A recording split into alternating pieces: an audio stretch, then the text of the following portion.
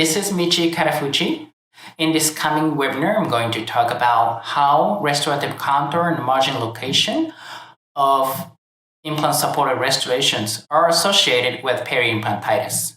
This is a very specific topic out of many factors that may affect peri-implant health. However, they are so important because they will affect your surgical and restorative treatment plan and the maintenance plan as well.